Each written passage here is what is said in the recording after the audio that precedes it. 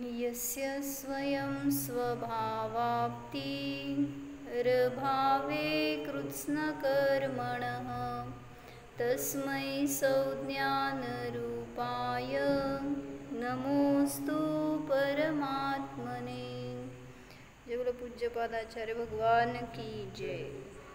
योग्योपादान योगेन दृशद स्वर्णतामता द्रव्यादिस्वादिसम्पत्ता वात्मनोऽप्यात्मतामता वरं व्रतैः पदं दैवं नाव्रतैर्बत नारकं छायातपस्थयोर्भेदः प्रतिपालयतोर्महान् यत्र भावः शिवं दत्ते द्यौकियदूरवर्तिनि यो नयत्याशु गव्यूतिं क्रोशार्दे किं ससीदति ऋषिकजमनातङ्कं दीर्घकालोपलालितं नाकेनाकौकसां सौख्यं नाकेनाकौकसामिव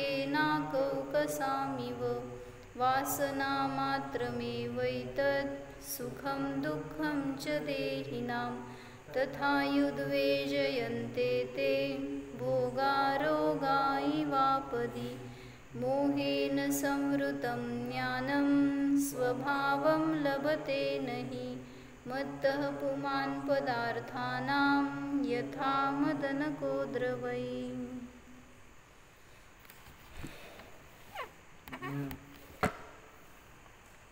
काय सांगितलं होतं 7व्या श्लोकाचा अर्थ?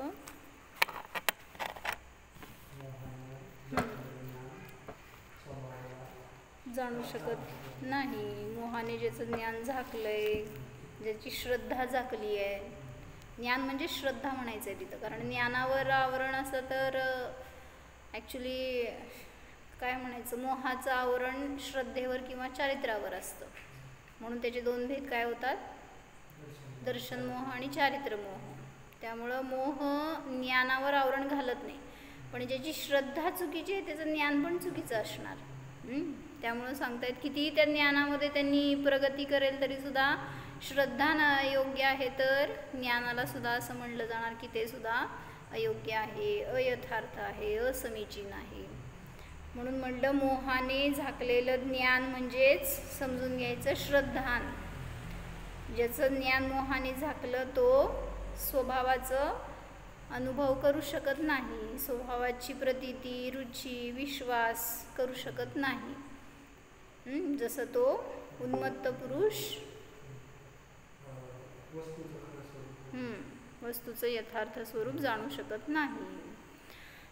तर त्याच्यासाठी आपण त्या मोहनीय कर्माचं काय फळ आहे किंवा ते मोहनीय कर्म जेव्हा उदयाला येते त्यावेळेस त्याच्याद्वारे कसं दुःखाची प्राप्ती होते आणि त्या दुःखापासून कशी निवृत्ती करायला पाहिजे, याच्यासाठी मोक्षमार्ग प्रकाशकच्या 3ऱ्या अधिकारामध्ये 55 पानावर वाचतोय. म्हणजे 50 पानापासून वाचलं प्रकरण आपण, तर 55 पानावर आलं की कषाय आणि नो कषाय हे सगळे चारित्रमोहाचे भेद आहेत. मग हे चारित्रमोहनीय सुद्धा काय करतं, जीवाला दुःखच देतं. म्हणून त्या कषाय नो कषायांपासून आणि मिथ्यात्वापासून कसं स्वतःची रक्षा करायला पाहिजे ह्याच्यासाठी सगळा हा उपाय सांगितला गेलेला आहे. 55 पानावर यहाँ ऐसा विचार आता है कि चाललंय मिळालं. यहाँ ऐसा विचार आता है कि यदि इन अवस्थाओं में न प्रवर्ते, किन अवस्थाओं में, कषाय रूपाने नो कषाय रूपाने न प्रवर्ते तो क्रोधादिक पीड़ा उत्पन्न करते हैं और इन अवस्थाओं में प्रवर्ते तो मरण पर्यंत कष्ट होते हैं. काय कळलं? जर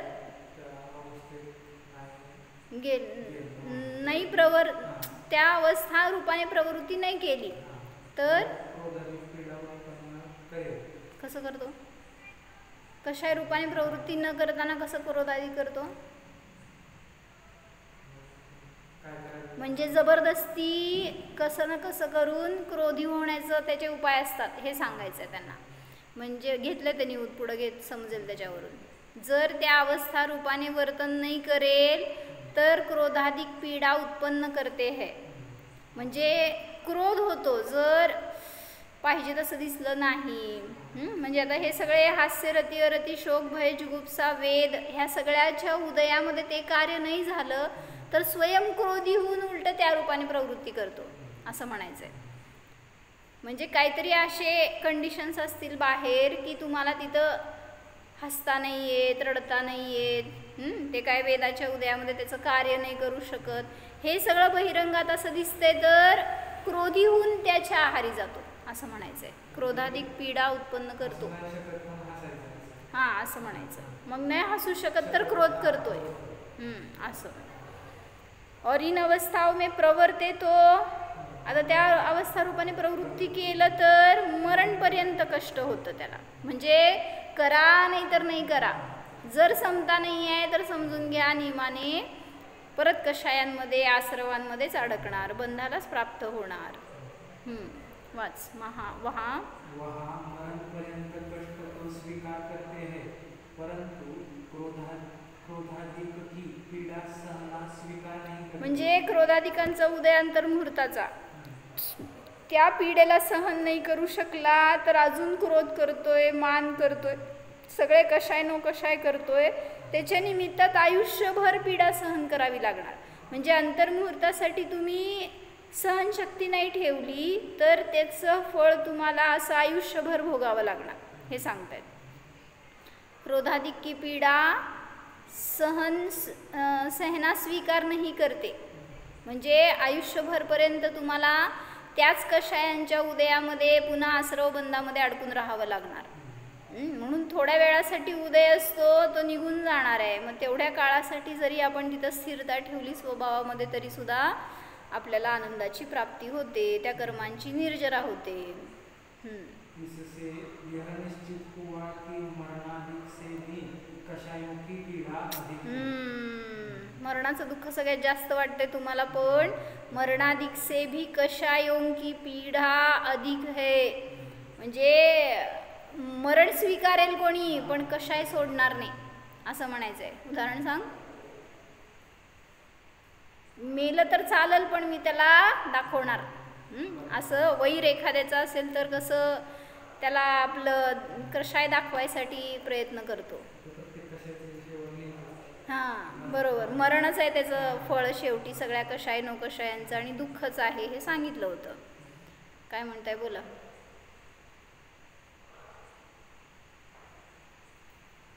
सुजाता काकी बोलायचंय काय.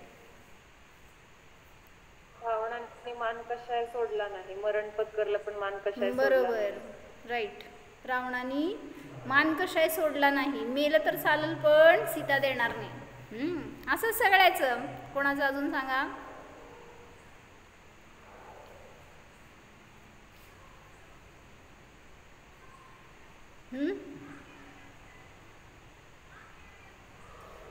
घरचा अभ्यास.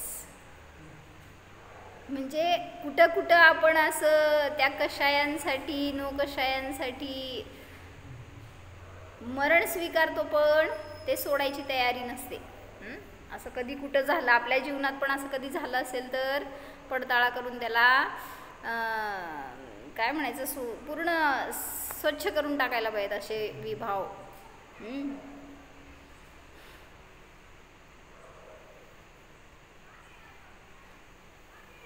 कोण होता तो.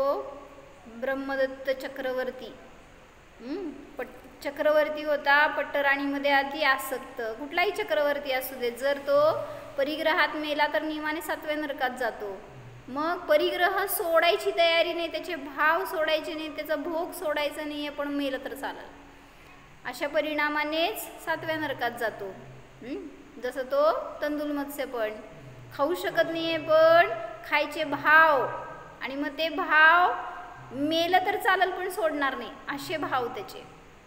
त्यामुळं सगळीकडं समजून घ्या असं की जिथं उदय भयंकर आहेत पण तरीसुद्धा सांगितलं ते कषाय सोडवत नाहीत, इतकं त्या कषायांच्या आहारी गेलेला जीव असतो.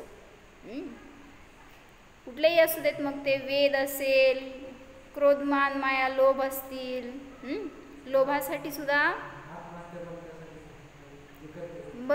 वेदाच्या उदयामध्ये सहन नाही झालं तर आत्महत्या करता का हो? आणि मारतेच सुद्धा दुसऱ्याला, म्हणजे मला नाही मिळाली तर त्याला पण नाही मिळायला पाहिजे. हां काय हो? सुभद्राला मारलं ना त्याची शिलातीने, माझ्याशी जर ती नाही करू शकत तर ती कोणाची पण नाही व्हायला पाहिजे. कसे आहे हे? म्हणजे असं सांगायचं आहे की अनेक ठिकाणी अशा प्रकारचा उदय दिसून येतो. म्हणून ज्याला त्या कषायांवर विजय मिळवता आला तोच खरा संयमी, तोच खरा मोक्षमार्गस्थ ज्ञानी. म्हणून आपल्या कषायांना आपल्यावर हावी होऊ देऊ नकात. जेवढं आत्ता समजलं की तुम्हाला हे कषाय आहेत, हे चुकीचं आहे, असं मला नाही व्हायला पाहिजे, हे हे हे विभाव मला व्हायला नकोत, यायला नकोत, एवढं समजलं तरी सुद्धा त्याच्यावर कसं जिंकायचं हा प्रयत्न करा. ते आला त्याचा एखाद्याविषयी क्रोध वैर ठेवतो, समजा कोणी असेल, सासू सून असतील, भाऊ असतील, इतकं वैर असतं की प्राण गेलं तरी त्या घरी जाणार नाही, मी त्याच्याशी बोलणार नाही. काय झालं? कुठं भेटणार सांग? भेटणारच, मुद्दाम भेटणार. तुम्ही इथं म्हणताय ना नाही भेटणार, नियमाने त्यालाच त्याच्याच पोटी जन्मावं लागेल, इतकं भयंकर कष्ट आहे. म्हणून सांगतायत की कषायांची पीडा तर अंतर्मुहूर्तासाठी आहे, थोडी आहे, क्षणिक आहे, नष्ट होणार आहेत ते उदय. पण जर त्याला सहन न करता पुन्हा तशा प्रकाराने प्रवृत्ती करणार तर एका भवात नाही अनेक भवाभवामध्ये तुम्हाला त्याचं दुःख सहन करावं लागणार. पुढं तथा जब इसके कषाय का उदय हो तब कषाय किए बिना रहा नहीं जाता. ऐकू येते का आवाज त्याचा? वाचलेलं ऐकू येते का? जब इसके कषाय का उदय हो, जेव्हा कषायांचा उदय येतोय, समजा क्रोधाचा उदय आला, तेव्हा त्या कषायांच्या अनुरूप प्रवृत्ती करतो, म्हणजे क्रोधी होतो. त्यामुळे त्याला राहवत नाही. कोणाला? तो मी नव्हेच, XYZ कोणाला तरी असं होतं की जेव्हा उदय आले त्यावेळेस तो त्याच्या अधीन होतो आणि त्याच्या अनुसार प्रवृत्ती करतो. त्या कषाय केल्याशिवाय राहवत नाही. बाह्य कषायों के कारण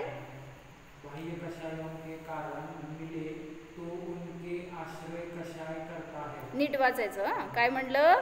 बाह्य कारण मिळाली तुम्हाला कषाय करण्यासारखी तर कषाय करता त्याच्या आश्रयाने. जसं तुमच्या कषायांचा उदय होता आणि बरोबर तिथं त्या मुलांनी काहीतरी फोडलं, किंवा काहीतरी चुकीचं काम केलं. काय झालं? कुठं गेला राग तुमचा? तुमचा उदय कोणावर गेला? त्या मुलावर. म्हणून सांगतायत उदय तुमचा आहे पण तुम्ही त्याला कारण मानता. बाह्य कषायों के कारण मिले तो उनके आश्रय से कषाय करता है, न मिले तो स्वयं कारण बनाता है. म्हणजे कुठं त्याच्या मागं लागणार त्या मुलाच्या आणि त्यांनी काहीतरी असं काम करू देत की तुम्ही त्याच्यावर सगळं कषाय ओकायला तयार. म्हणजे तुमचा त्रास तुम्हाला सहन होईना ना, तुम्ही दुसऱ्यावर काढायला लगेच असं वे आउट शोधताय, कसं ते बाहेर पडेल. नाहीतर काय करती बायको? नवऱ्याचा राग बडवून काढते मुलाला. त्या नवऱ्याला मारू शकत नाही, मग कषाय आला होता नवऱ्यावर. काय करता हो तुम्ही? मग घरात ते स्वयंपाक करायला की समजून घ्यायचं भांड्यांचा आवाज आल्यावर. भांडे आपटणार, कुठंतरी काहीतरी तिखट करणार, गोड करणार, काहीतरी वाकडं तिकडं करणार, नाहीतर करणारच नाही. हे सगळं कषाय दुसरीकडं फळ दाखवतो. म्हणून सांगतायत की जर तिथं कषायांचा आश्रय मिळाला नाही तर स्वयं कारण बनाता है. असं कारण स्वतः शोधतो की त्याच्यातून ते कषाय त्याचे बाहेर पडतील. जीव जैसे मोक्षमार्ग प्रकाश मागो तुझे. जैसे व्यापारादि कषायों का कारण न हो तो जुआ खेलना व क्रोधादि के करना. काय वाचलं? थांब एक मिनिट. जैसे व्यापारादि कषायों का कारण न हो तो जुआ खेलना व क्रोधाधिक के कारण अन्य अनेक खेळ खेळना. म्हणजे म्हणायचे कषायांचा उदय होता तुमच्या आणि दिवसभरामध्ये तुम्हाला कोण मिळालंच नाही कषाय करायला, तर काय करणार हो. मग सांगतायत की अशा ठिकाणी जिथं तुम्हाला ते भडास काढता येईल अशा ठिकाणी जाऊन ते सांगणार, काढणार असं. मग तसं सांगितलं होतं ना मागे एकदा. तो शेतकरी होता आणि त्याला एकदम त्याचा संसार सुरळीत चालला होता बरं का. नवरा बायको दोघं जणच होते, त्यामुळं बायको शांत होती, ज्ञानी होती आणि नवरा होता तरकट. आणि त्याला अनेक दिवस झालं असं विचारायला की असं हात सळसळायला लागलाय, खास सुटली आहे हाताला. लय दिवस झालं काय केलं नाही आहे, कोणाला मारलं नाही आहे, कोणावर काय हात उगारला नाही आहे, असं त्याचा विचार. मग त्यांनी काय केलं, म्हणलं आज काय तर करून बायकोवर हात उगारायचा, तिला मारायचं, काय तर करून आपलं भडास काढायची असं त्यांनी विचार केला. आणि गेला शेतात. शेतात गेल्यावर ती येणार असती रोटी घेऊन. ती यायच्या वेळी मुद्दाम ह्यानी काय केलं, बैल उलटे जोतले. नांगराला बैल जोडतात ना, सरळ जोतायचं सोडून उलटे जोतले म्हणजे झुंपले.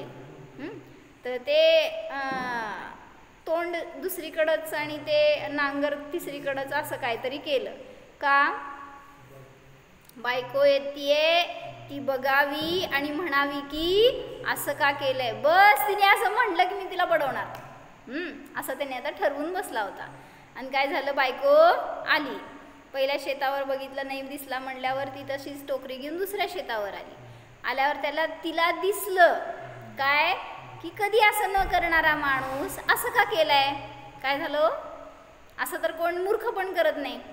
आणि त्यांनी उलटं कसं काय जोतलंय, त्या झुंपलंय त्या नांगराला, त्याचं काय प्रयोजनच नाही आहे, काय कार्यच नाही होणार त्याच्याकडनं. पण कळालं तिला की दाल में कुछ काला है. तिने काय केली हो, त्यांनी शेर आहे तर ती सवा शेर होती. ती म्हणाली की गपचूप, एक शब्द बोलला नाही तिने. काय केलं, ती आली जवळ बसली त्या झाडाच्या खाली, आपलं दिली रोटी खायला त्याला आणि पॅकअप करून निघाली. तो आपलं तीनदा विचारतोय काय झालं तुला, काय बोलायचं नाही आहे का, तू काय बघितलं नाही का. काय झालं, काय नाही, एक शब्दाने ती न बोलता घरी निघून गेली. आता ह्याचं भडास कशी बाहेर काढायची, मारू शकला नाही. घरी गेला तर म्हटला दरवाजावर मी आवाज करणार आणि तिने 5 मिनिट जरी वेळ लावलं ना तर तिला काठीने मारणार. आता ठरलं असं. मग आता हे दिसलं होतं ना तिला कुठं, शेतामध्ये. मग आता अलर्ट असते बायका, जरा जास्त ज्ञानी पुरुषांपेक्षा. तर ती घरी जाऊन तिला कळालं की आज दिवसभरात हे काहीतरी गोंधळ करणार आहे. त्यामुळं तिला माहिती होतं टायमिंग तो कधी येणार, सूर्यास्त झालं की त्यावेळेस येतो म्हटल्यावर तिने दरवाजा उघडच ठेवला. आता कुठं काढायचं राग हो. म्हणजे त्याला त्याचं राग काढायला निमित्त बाहेर मिळालं नाही, तर मग असं स्वतःला त्रस्त करत राहतो तो जीव, हे सांगायचंय. म्हणून स्वतः कारण बनवतो.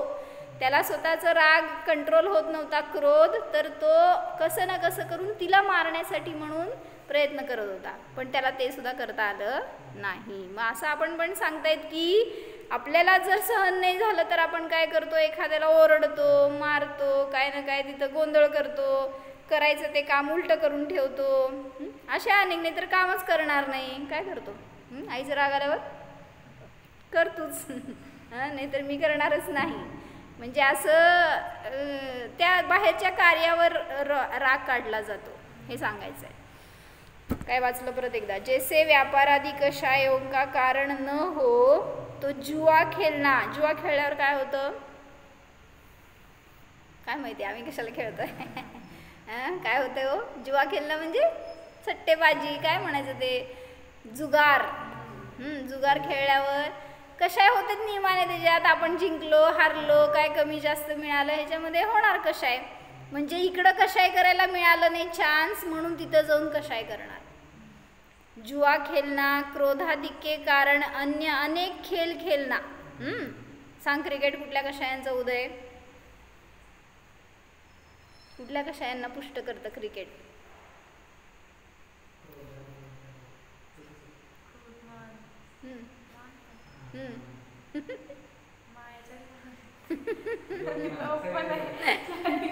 सगळेचे सगळे कशाय पुष्ट होतात तिथं. क्रोध काय सिक्सर मारला की आमचा प्लेयर, उगीच मान करायचं काय गरज आहे का? म्हणजे जिंकलं तर आमची टीम जिंकली. तुम्हाला काय तिथं कोण विचारणार आहे का बघणार आहे काय नाही, पण आनंद आपल्याला. आणि मायाचारी बरं झालं त्यांनी इकडनं मारलं किंवा घुगली टाकली बरं झालं, म्हणजे मायाचारीतनं आनंद. म्हणजे सांगायचं आहे तुम्ही तुमची भडास काढायसाठी बाहेर काही मिळेल त्याच्यावर काढणार.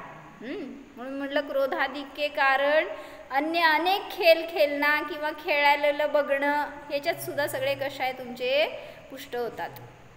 पुढं 55 पान आहे. थांब रे वरचं राहिलं की दुष्ट कथा कहना सुनना इत्यादी कारण बनाता है. म्हणजे तुम्हाला कशाय सहन नाही झाले तर कोणाचं तरी काहीतरी काढणार आणि दुसऱ्याला जाऊन सांगणार. दुष्ट कथा सांगणे, ऐकणे, बोलणे हे सगळं त्याच्यामध्ये कार्य दिसून येतं. म्हणून सांगतायत काय करा, कशाय करायला कशायांचा उदय चालू असताना तुम्ही त्याच्यामध्ये आकृष्ट होऊ नका. म्हणून काय सांगितलं, हॉरर फिल्म का बघतो अर्चुताई? हॉरर फिल्म का बघतात? घाबरायसाठी. कोणाला माहिती, मी नाही बघत म्हण की. म्यूट आहे आवाज तुझं. म्हणजे नाव लिहिलेलं असतं ना त्याच्यावर हॉरर म्हणून, चित्रबित्र असे घाबरवायसारखे दिसलेले असतात ना, मग घाबरायला कशाला जायचं हो तिथं, असं मला म्हणायचं आहे. माहिती आहे तुम्हाला त्याच्याने भीती वाटतेय, पण ती भीती वाटतेय माहिती असताना सुद्धा ते दिसल्यावर आपल्याला सहन होणार नाही माहित असताना सुद्धा स्वतःला घाबरवायसाठी तिथं जायचं.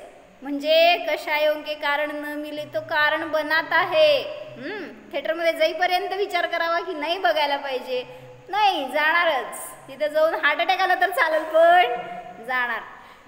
म्हणजे सांगायचं की असं कशाय आपले बाहेर काढू शकत नाही, तर त्या कशायांना आपण कसं कुठल्या निमित्तामध्ये व्यक्त करू शकतो हे बघणार.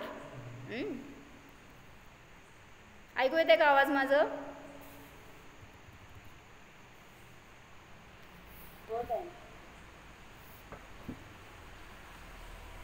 पुढं कुठं गेलं? तथा काम क्रोधादि पीड़ा करे और शरीर में उन रूप कार्य करने की शक्ति न हो तो औषधि बनाता है. काय कळलं? काम क्रोधादि पीड़ा करे और शरीर में उन रूप कार्य करने की शक्ति न हो, म्हणजे तुम्हाला क्रोध करायची शक्ती नाही आहे शरीरामध्ये. काय करणार हो? भरपूर बदाम खायचे, भरपूर शिव्या द्यायचे, असं का? म्हणजे कशाय करण्यासाठी तुम्हाला शक्ती पाहिजे का? म्हणजे म्हणतायत की तुम्ही तुमची शक्ती ज्या ठिकाणी पुरत नाही तिथं ती शक्ती पुरवण्यासाठी म्हणून जर पुष्टी करताय शरीराची त्या कशायांची आणि मग त्याच्यातून तुम्ही पुन्हा ते व्यक्त करणार तर उलट वाया घालवली शक्ती आपण. हे सांगतायत. काम क्रोधादि पीड़ा करे और शरीर में उन रूप कार्य करने की शक्ति न हो तो औषधि बनाता है. पुढं सगळ्या उपायांनी काय करणार, माझ्या कशायांचं मला पोषण करायचंय. म्हणून कधी एवढं तरी या सगळ्यावरनं समजायला पाहिजे आपल्याला की कुठलेही कशाय आपल्याला तृप्त करणारे नाही आहेत. काय म्हणले?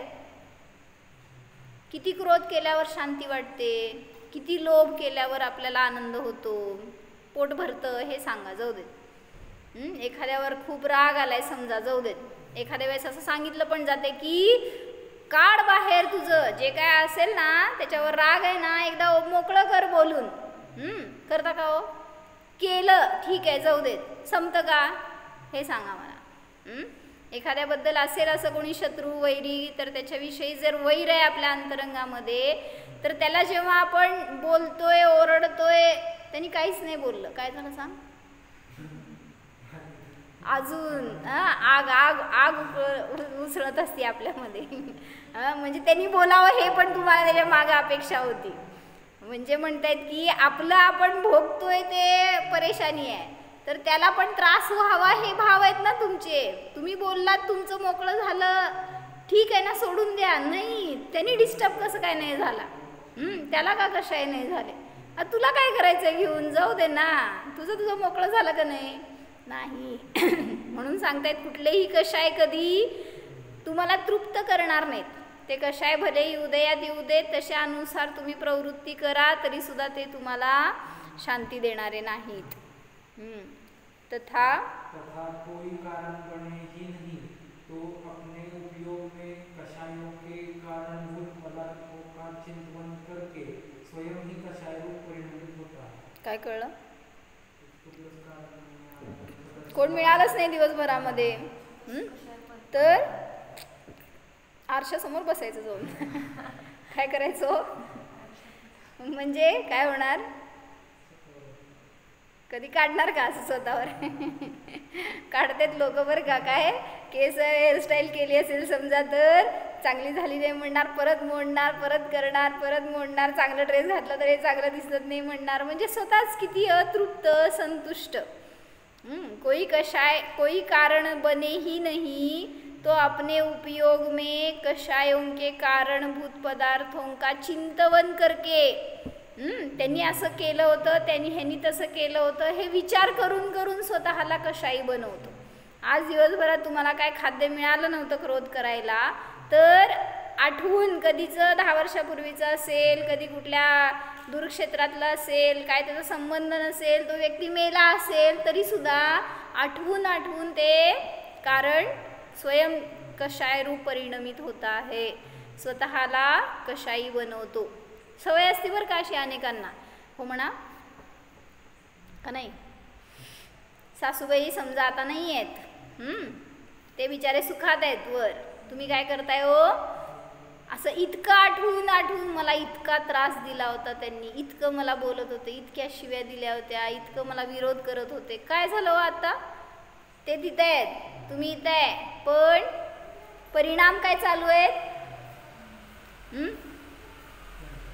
म्हणजे त्यांना कळणार आहे का तुम्ही आता इथं आकुलता करताय, त्यांच्याविषयी रागद्वेष करताय, त्यांना काय त्याच्याबद्दल त्रास होणार आहे का सुख होणार आहे काय. म्हणजे ते कारण नाही मिळालं तरी सुद्धा त्यांच्याविषयी आठवून स्वतःला कषाई बनवतो. मग हे सगळं कषायांचं कार्य कधीही आपल्याला सुख देणारं नाही.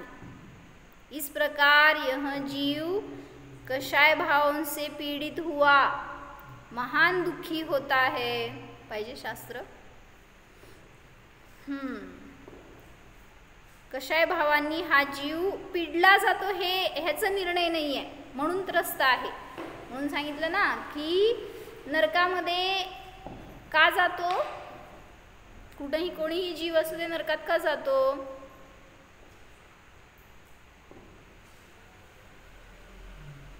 माहित नाही म्हणा, जाऊ दे. नरकात का जातो बोल की.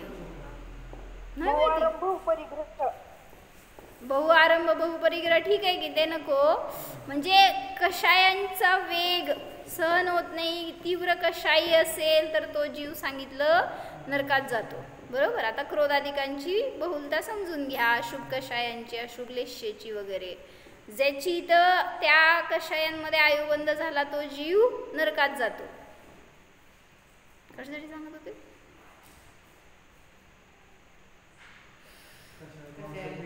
हा, मला सांगायचं होतं की नरकात गेलेल्या जीवाला कधी सुख आहे हो.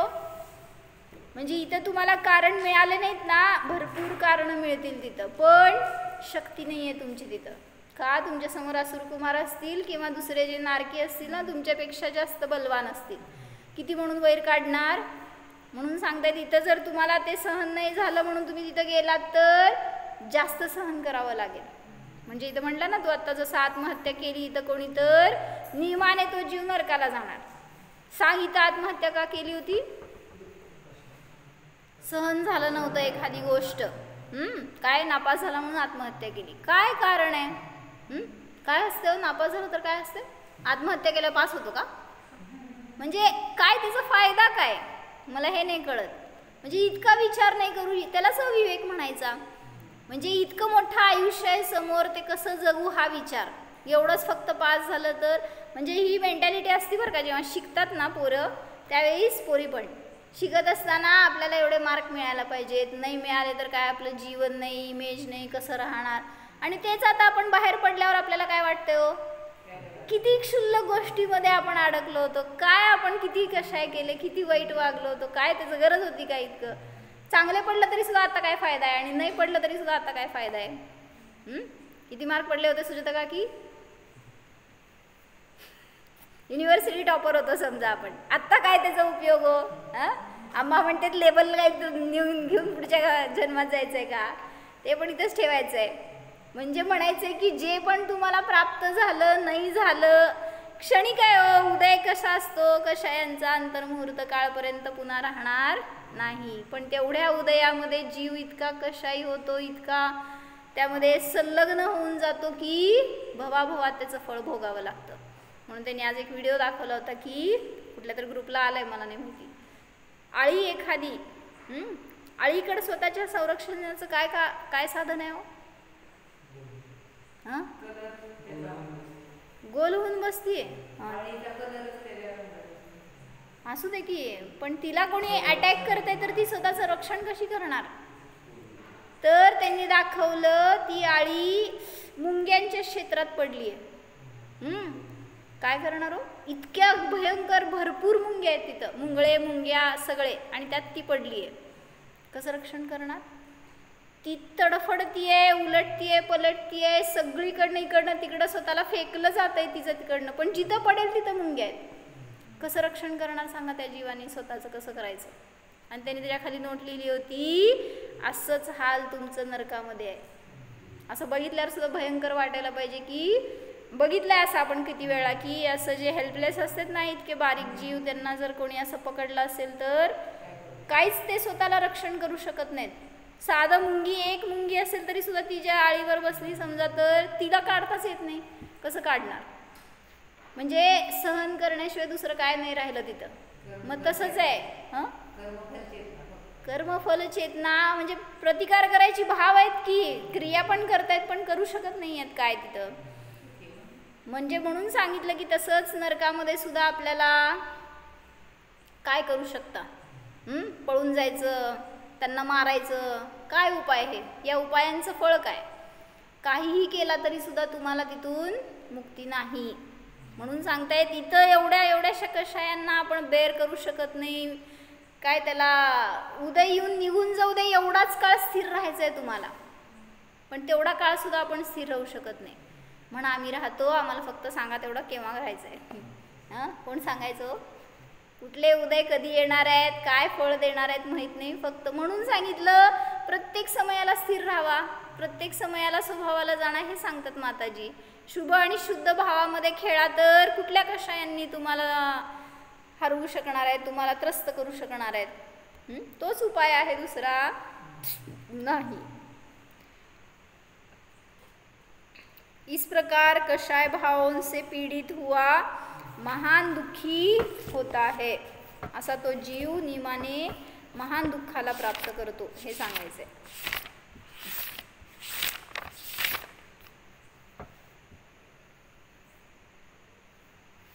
तर असंच एक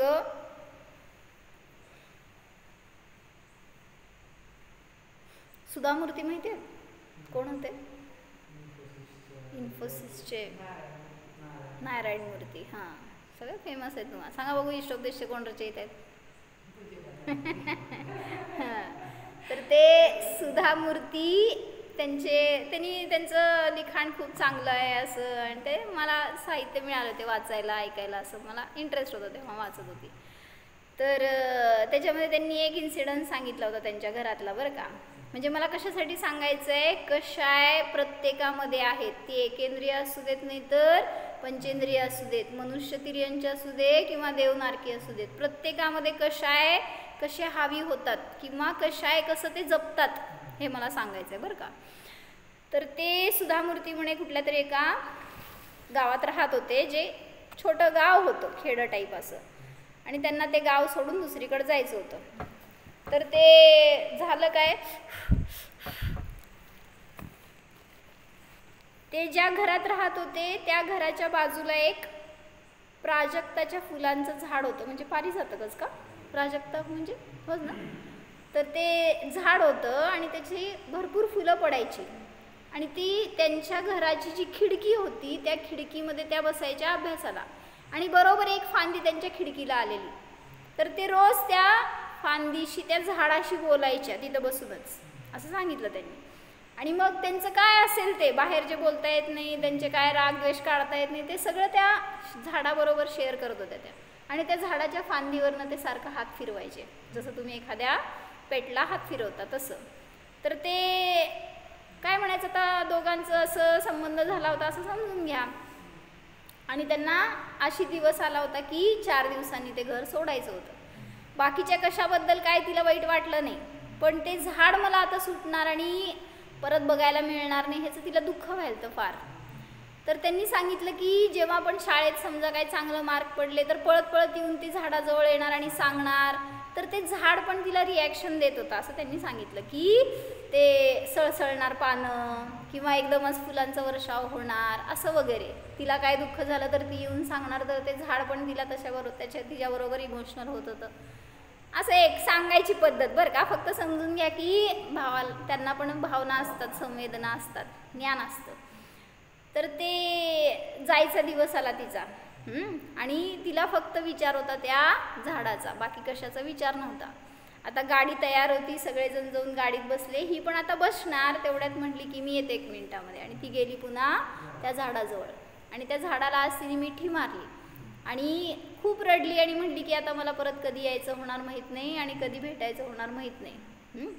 आणि असं म्हणली की तर ते झाड जरासुद्धा रिॲक्शन दिलं नाही आणि ती बघतीये, बोलतीये, त्याच्याकडं परत वर खाली बघतीये, पण काहीच नाही रिॲक्शन. आणि तिने डोळे बंद करून बस रडू लागली तिथं. आणि जेव्हा तिने डोळे उघडली तर सगळीकडे फुलांचा सडा पडला होता आणि मग ती तिथून गेली असं सांगितलं. 2 वर्षांनी ती परत काहीतरी कामासाठी म्हणून त्या गावात आली होती. घरात नाही आली होती, गावात आली होती. आणि ते घर त्यांनी विकलं होतं, त्यामुळं काय संबंध नव्हता असं काहीतरी. आणि मग ती सगळ्यात पहिल्यांदा आल्यावर त्या गावातल्या कोणाच्या ओळखीच्यांशी विचारपूस केली. म्हणले ते घर आहे का? मग आहे म्हणले, बंद आहे, पडकं झालं, तिथं कोण नाही राहत. म्हटले त्याच्या बाजूला झाड आहे का? कुठलं झाड हो? कसलं इमोशनल होऊन ऐकायला लागलंय. पहिली स्टोरी ऐकली नाही, एवढं तत्व संपली वेळ तुमची, बसा. तर तिने विचारलं की ते झाड आहे का? तर सगळ्यांनी सांगितलं झाड आहे. त्यांनी असंच फुलं येतात का, बहरलेलं असतं का? तर त्या सांगणाऱ्यांनी बरोबर सांगितलं की झाड आहे, त्याला फुलं पण येतात, पडतात, पण जी त्या खिडकीजवळची फांदी आहे ना ती सुकून गेली. काय झालं का? म्हणजे संज्ञा आहेत ना सगळ्यांच्या ठिकाणी आहेत आणि त्याचं कार्य दिसून येतं. म्हणून असं कोणाच्या विषयी कशाय ठेवू नकात हे सांगायचं आहे. नाहीतर मग अनेक भावापर्यंत कुठल्या ना कुठल्या रूपाने आपण त्यांना भेटत राहणार आणि हे कशाय फेडत राहणार. म्हणून म्हणलं की जेवढं त्या कषायांच्या उदयामध्ये निर्विकल्प राहण्याचा किंवा काय म्हणायचं त्या कषायांना जिंकण्याचा प्रयत्न करणार आहे तेवढं ते कषाय परास्त होणार. निष्कषाय स्वभावाला जाणण्याचा प्रयत्न करा तर कुठलेही कषाय आपल्याला त्रास देऊ शकणार नाही. कारण कषायांचा उदय मुनींना सुद्धा सुटला नाही. केवलींना जोपर्यंत 10व्या गुणस्थानापर्यंत तोपर्यंत उदय आहे. केवली नाही, तीर्थंकर आदी जे जीव असतील त्यांना 10व्या गुणस्थानापर्यंत उदय चालू आहे. मग तिथं काय करता येतो? मुनिराज आहेत 6व्या 7व्या गुणस्थानाच्या वर तर ध्यानस्थ आहेत. कषायांचा उदय थांबलाय का?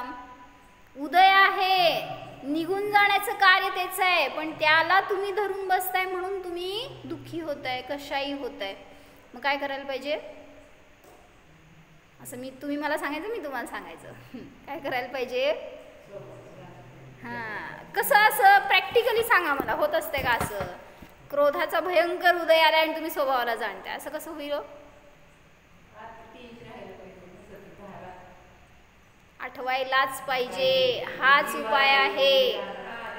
असं म्हणाल तुम्ही की परिस्थिती आल्यावर नाही आठवत किंवा इथं सगळं समजतंय तिथं नाही समजत, उपाय नाही आहे. तुम्हाला जिंकायचं आहे ना पर्पजफुली, त्यावेळेस तुम्हाला स्थिर राहावंच लागणार. ते कशाय जर नष्ट करायचे तर याच उपायाने नष्ट होणार आहेत, अन्यथा नाही. त्याच्याकडे बघणार, त्या अनुरूप राहणार तर त्याला खत मिळणार, इंधन मिळणार आणि पुन्हा ते कशाय जोर दाखवणार. कुठल्या भवात संपणार हो. म्हणून याच भवात संपवायचे हे पुरुषार्थ करा तर अल्पभव राहतील. पण आपण काय विचार करतोय, आता कुठं मोक्षाला चाललाय अजून आपण. भीती वाटते का असं पुढच्या भवात आपण कुठं जाणार, काय आपल्याला भोगायला मिळणार. आज सगळं चांगलं आहे आपल्याजवळ म्हणून वाटतंय की सगळ्या भवात चांगलं असेल. चांगलं असेल का हो? चांगलं आहे का आज हे सांगा पहिला. पुढच्या कशाला, या समयात कुठं काय चांगलं आहे. ज्याच्या जवळ राहतोय त्याच्याशी किती मोह केलाय, त्या मोहानेच सगळं वाईट आहे हो, दुसरं काय नाही आहे. आपल्याला वाटतं आता आपण सुरक्षित आहे, काय आपलं कोणाशी काय लेणं देणं नाही, किती आनंदी आहे, होय की नाही. पण ज्याला माझं म्हणतोय ना त्याच्यामध्ये अडकलोय, वाटत नाही आपल्याला. आत्ता विचार कर, सांग आई वडिलांना सोडून राहू शकते का? जाणारच आहे पुण्याला, आता काय शिकायला. म्हणजे ही काही वेळासाठीची गोष्ट वेगळी, कायमचं सोडा म्हटलं तर लग्न करणारच आहे की बा काय. तरी सुद्धा कायमचं सुटलं नाही, म्हणजे तिथं गेलं तरी सुद्धा आहेत ना आपल्या ज्ञानामध्ये ते माझे आहेत. मग हाच आहे कशाय भाव. मग कसं काय सुटलं जेव्हा दीक्षा घेतली तेव्हा त्यागींचं. म्हणजे असं ते स्वतः म्हणतात तोंडानी, काय रडायचं असतं त्याच्यामध्ये. समोर आई होती जन्मदात्री, पण त्यांच्याविषयी असं मोह अंतरंगात नव्हता. असं ते ज्याचं मुळातून नष्ट होत आहे ना त्याला मग कोणी काय डिस्टर्ब करू शकत नाही. पण ज्याला काय म्हणायचं, आमचं शेजारी कोण मेलं तरी पण आम्ही रडतोय, आणि मग घरातलं मेल्यावर तर काय व्हायचं. म्हणजे इतकं आपण दुसऱ्याशी असं झालं की आईचं माहेर आमच्या खेड आहे, आणि त्या खेड्यात लोक इतक्या जिव्हाळ्यांनी राहतात, इतकं जवळ राहतात. फार त्यांचं घरोबा असतो, कुठलेही असू दे. ते छोटं गाव तर गावातले सगळेच लोक एका घरातले असल्यासारखं. त्यामुळं कोणाचं कोण मेलं तरी आमच्या आजोबा रडायचे. म्हणजे घराच्या समोर हॉस्पिटल होतं आणि ते हॉस्पिटलवाले ओळखीचे शेजारीच म्हणल्यावर त्यांच्या दवाखान्यात कोण दाखवायला येईल ना, त्यांना काय झालं की ह्यांना त्रास व्हायचा. म्हणजे इतकं म्हणलं, मग आपलं दुःख आपण सहन करू शकत नाही आहे. दुसऱ्याचं दुःख बघून आपण रडायला लागलो तर कधी सुटणार आपण त्यातून. म्हणजे भावना प्रधानी जीव मोक्षमार्गस्थ होऊ शकत नाही. उलट तुमचं कार्य आहे की त्याला स्थिर करायचं आहे, पण आपणच या निमित्त डिस्टर्ब झाल्यावर कसं होणार. म्हणून सांगतायत कषायांना आपल्यावर हावी होऊ देऊ नका. उलट कषायांवर आपण विजय मिळवण्यासाठी म्हणून सतत निर्विकल्प दशेचा अनुभवाचा पुरुषार्थ करायला पाहिजे. ओम. सांग प्रज्वल. सांगते काकी, सांगा जोरात सांगा.